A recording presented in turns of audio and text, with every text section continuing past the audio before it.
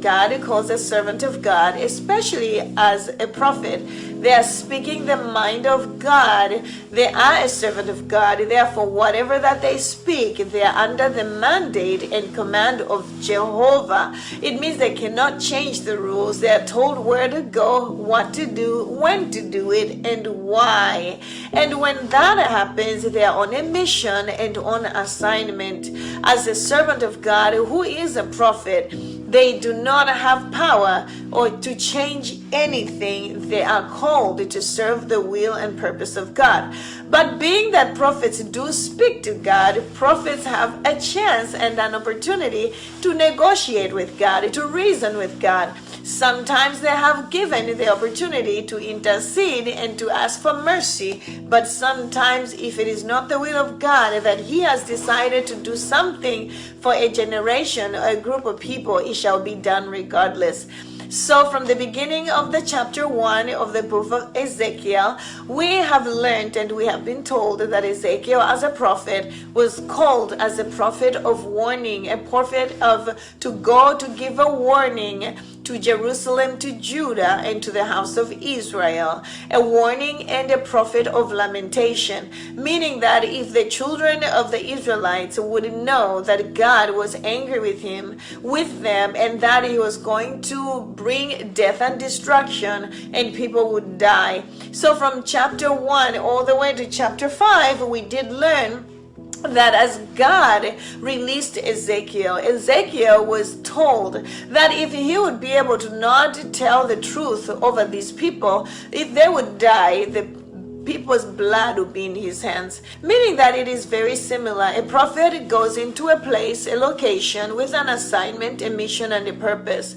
But with this, they are given instruction, guidance, and commands. It means that as much as people, as they look at prophets, people don't have control what prophets do, because prophets are controlled by the Lord. They're controlled by the Holy Spirit.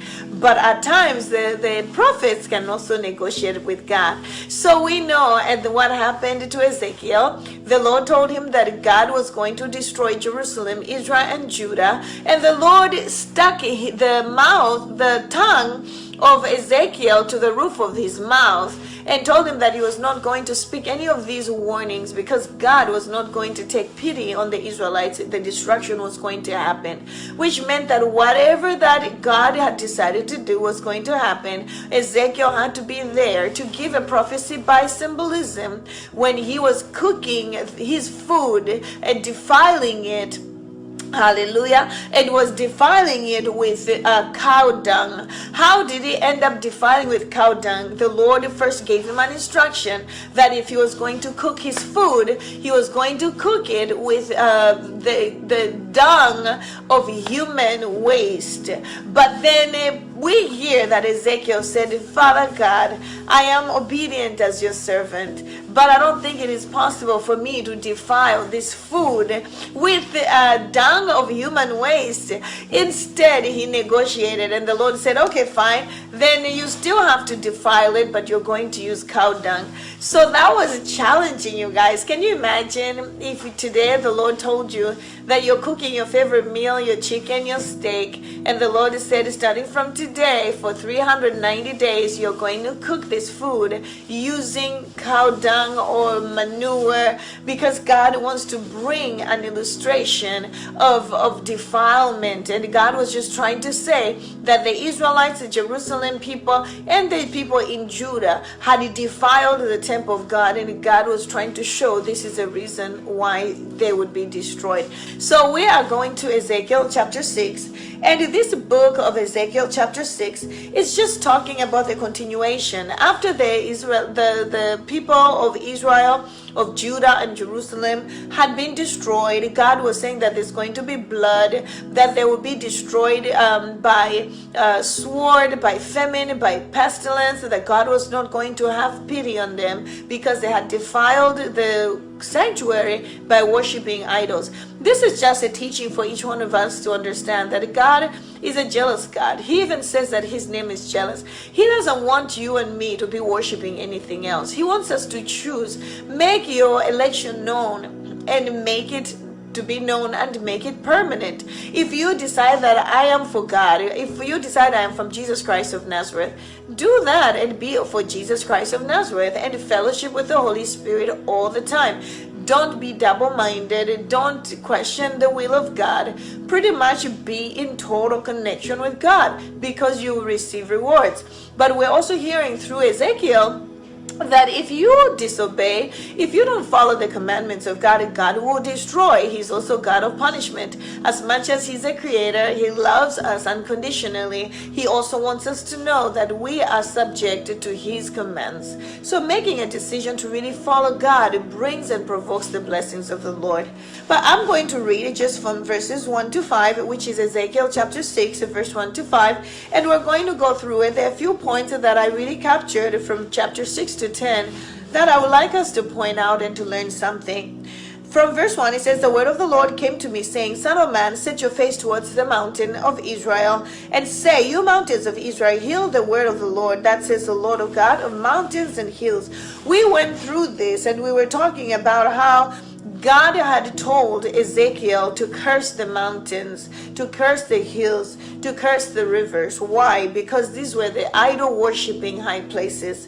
In other words, in the places that we do raise altars that are not of God, God finds them to be filthy and He wants them destroyed. Verse 5, it says, "And I'll lay the dead bodies of the children of Israel before their idols." God was just trying to say that as He's destroying the idols, as He's destroying these high places, He was also going to destroy the idol worshippers, including their children. You know, what decisions are you making at home that can end up limiting your family? What decisions or what sin are you continuing to make that can end up transferring as iniquity? We hear that iniquity is repetitive sin. You confess today and you say, "Oh, I have sinned, so I'm not going to do this anymore." Fine, that's confession. But when you have a spirit of repentance, it means that you're not going to ever do it again. But if you repeat that sin over and over, you know you repented yesterday, and then you say, "I'm not going to do it again," but you do it again. We hear that the punishment that comes is up to like 1,000, it says. Up to 1,000 generations, it turns into iniquity. But then it says that when we are doing the right things, the blessing of God will go up to a 4th generation. So when you think about it, generations after generations, 4th generation, you doing the right thing before God benefits 4 generations after you.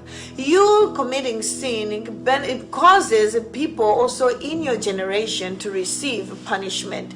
So we need to know that we can be a total result of our generation's failure or offspring's destruction, because that's why you find people who are falling into iniquity. Maybe they're drunks, their uncle were drunks, their parents were drunks. When they have children, their children are also going through alcoholism.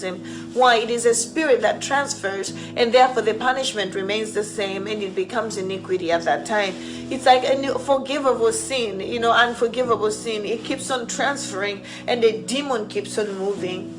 So verse 8, we did declare this. Ezekiel chapter 6 verse 8, it says, "Yet I'll leave some of you alive, when you have some that shall escape, and the sword among the nations, when you shall be scattered through the countries." This scripture, verse 8, was just reminding us that when God decides to destroy a generation, He also has power to choose who He wants to save.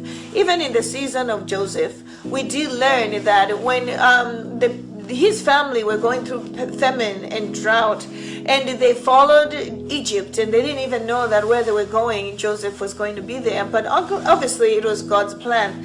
We hear that as they were moving to Egypt, other places had drought and they had famine, but God had decided to preserve Egypt. And it wasn't because Egypt was smart, it was because through the vision that was interpreted, people were saved. Like Joseph was able to interpret a dream.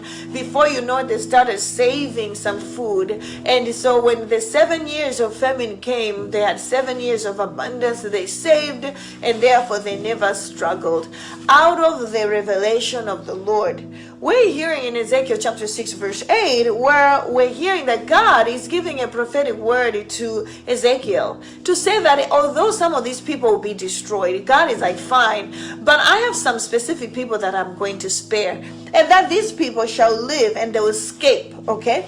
They'll escape the sword among nations. That regardless of what was going to happen, whatever terror or tragedy was going to happen, there were a particular group of people that God had decided to preserve.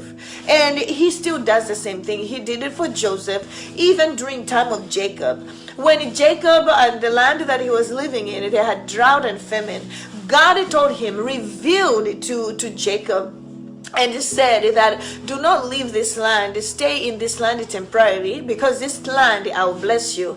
And because Jacob believed and trusted in the instruction of the Lord, he stayed in the land. And we hear that when Jacob had planted, when Jacob had sowed the seed, he harvested 100-fold. In the same famine, in the same drought, Jacob planted, and in the field he ended up harvesting 100-fold.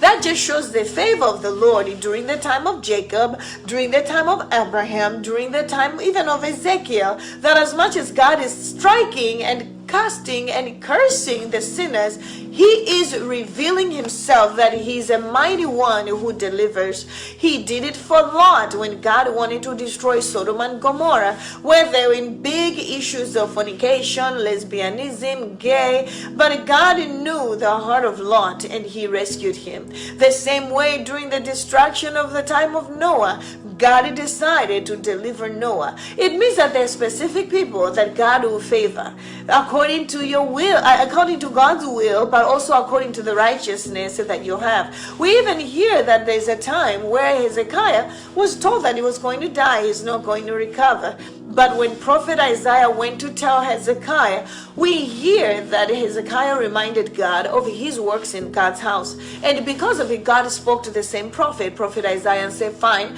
I will spare him and I'll give him 15 more years. So as much as God is a loving Father, when we are in sin, he's also a rebuker. As much as he rebukes and accuses of us of evil doing, he's also a merciful God to those who seek righteousness and who are in the right standing with God. I just want to extend your hands, because we need to pray, because we are also going through that season now, the season of pandemic, the season of COVID-19, where people don't know, do I get a vaccine? Don't I? Am I protected? Am I not protected? Now, for some of us who travel now, we're traveling a lot to go minister in different countries. We are exposed to a lot of things all over the world. We take COVID tests and all that. But at the same time, it's really by the grace and the mercy of God that when we're going in places like that, we should be protected. So we're going to claim the anointing, that the same grace that fell on Lot, that where Sodom and Gomorrah had been marked for destruction, I pray upon your life that may God favor you, may God seclude you, may God set you apart, that you shall be saved, that you shall be preserved, that your life shall be preserved, that your health shall be preserved. I speak upon your life that according to Ezekiel chapter 6 verse 8, as God rescued some and he made a decision to protect other people, that the sword will not take them, the famine and the drought will not take them, the pestilence will not take them, that even the lions that were being released, the wild beasts that were being released to destroy and to eat people, that God had made a decision that these people will be rescued and they will be delivered, and that any of this will not touch them. I speak upon your life that may that same grace be upon you, upon your family, upon all of us, that may we be preserved during calamity, may we be preserved during pestilence, may we be preserved even during this time of the pandemic of COVID-19, that whatever disease, drought, famine, we pray that we'll always have abundance. I pray that we'll not lack anything good. I pray upon your life that the same grace that God released, that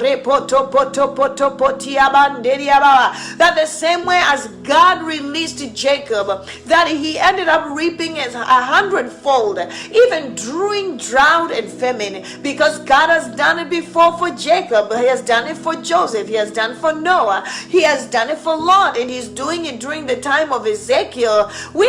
I pray that may you also be preserved. Receive it now in Jesus' mighty name.